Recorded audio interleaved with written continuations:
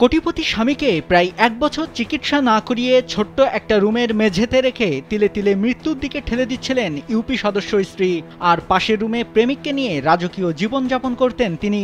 প্রেমিকের সঙ্গে থাকার সময় হঠাৎ এলাকাবাসী যে হাতে নাতে ধরে তাদের, সে সময় প্রেমিক ঘরের গোপন দরজা দিয়ে পালিয়ে যায়। সেই ভিডিও সামাজিক যোগাযোগ মাধ্যমে ছড়িয়ে পড়লে তা ভাইরাল হয়। ভিডিওতে দেখা যায় ওই নারী এলাকাবাসীর সঙ্গে বাকবিতণ্ডায় জড়ান। এ সময় বেরিয়ে আসে চাঞ্চল্যকর সব তথ্য। এলাকাবাসী ঘরে যেয়ে দেখেন একজন লোককে রুমের মেঝেতে প্লাস্টিকের মাদুর বিছিয়ে সরকারি পাতলা একটা কম্বল দিয়ে শুয়ে রাখা হয়েছে। লোকটির স্বজনরা তার স্ত্রীকে জিজ্ঞাসা করছেন, আপনি কেন তাকে চিকিৎসা না করিয়ে মেরে ফেলতে চাইছেন? এ সময় তিনি কোনো সদুত্তর দিতে পারেননি।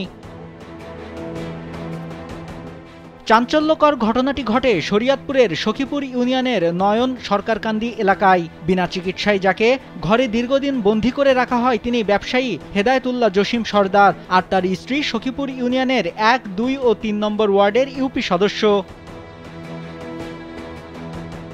ভিডিওতে আরও দেখা যায় রান্নাঘরের ভেতর একটি গোপন দরজা রয়েছে, যে দরজা দিয়ে বাইরে যাওয়া আসা করা যায়। আর এই দরজা দিয়েই বাড়িতে ঢুকত ওই নারী ইউপি সদস্যের প্রেমিক। যে ঘরে নারী ইউপি সদস্য থাকতেন সেখানে রয়েছে দামি খাট, যার উপর রয়েছে কয়েকটি তোশক, আরও রয়েছে এসি ও দামি সাউন্ড বক্স, যাতে উচ্চ শব্দে গান বাজিয়ে প্রেমিককে নিয়ে উল্লাসে মাততেন ওই নারী, এমনটাই জানান এলাকাবাসী।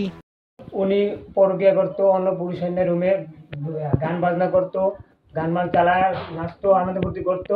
ওনার জামাই ওই জায়গায় অসুস্থ, ওই জায়গায় পড়ে থাকতো, উনি দেখাশোনা করতো না। তারে মেরে ফেলার জন্য রুমে আসছে তখন আমরা এলাকাবাসী নিয়ে আমরা সবাই নিয়ে আমরা রুমে আসি। আসার পরে ওরা জিজ্ঞাসা করি যে তুমি ডিভোর্স দিছো, এখন কেন আসলি? ওই বলতেছে যে আমি আমার বাড়িতে আসছি। পরে বললাম যে তুই এটা তোর বাড়ি কি, তুই আমার চাচারে ডিভোর্স দিয়ে লাইছো? আমি হচ্ছে বাসা ভাড়াটিয়া, আমি গত 4 মাস যাবত এখানে আসছি।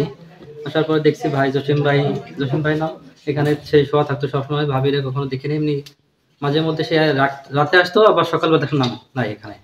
রাতে কেমন ঘুমাস এই বেটার তুইয়া কিছুই কয় না, যেদিনকা ইয়া করবো সেদিন কয়েছে আমি কে মাতা এই বেড়া তুই ঘুমাস কেমনি, এত কষ্ট তো ছিল কুটি বেড়াই।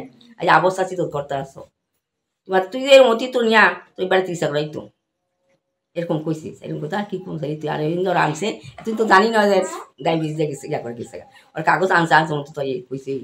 ওই নারী ইউপি সদস্য জসিম সরদারকে তালাক দিয়েছে এটা জানার পরই তার স্বজনরা যে তাকে উদ্ধার করে। পরে জসিমকে উন্নত চিকিৎসার জন্য ঢাকায় নিয়ে আসা হয়।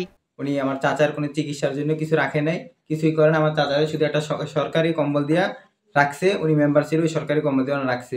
উনি শুধু একটা ইয়া দিয়ে রাখছে, আপনার ওলগা দিয়ে রাখছে। আর উনি শুইতে হইলো 5টা, ওই জায়গায় 5টা বেড আছে, ওই আপনার জাজিম দিয়া উনি ওই জায়গায় শুইতো। রুমে টাইসে ভাড়ায় রাখা আমার চাচি যে নির্যাতন করেছে ওরা 1 বছর, জানতে পারলাম আমরা 3 মাস হয়েছে উনি ডিভোর্স দিয়েছে। ব্যাপার যখন পাইছি কোর্টের থেকে পাওয়ার পরে নির্যাতন টাইসে রাখা হয়েছিল, প্রায় খানা দানা তো কিছুই হয় না, উনি অন্য পুরুষের সাথে। পুলিশ জানায় গন্ডগোলের খবর পেয়ে নারী ইউপি সদস্য ও তার তালাকপ্রাপ্ত স্বামীর স্বজনদের বাকবিতণ্ডা থামান। কেউ অভিযোগ করলে তদন্ত করে ব্যবস্থা নেওয়া হবে। নাইমুল হাসিব, কালবেলা।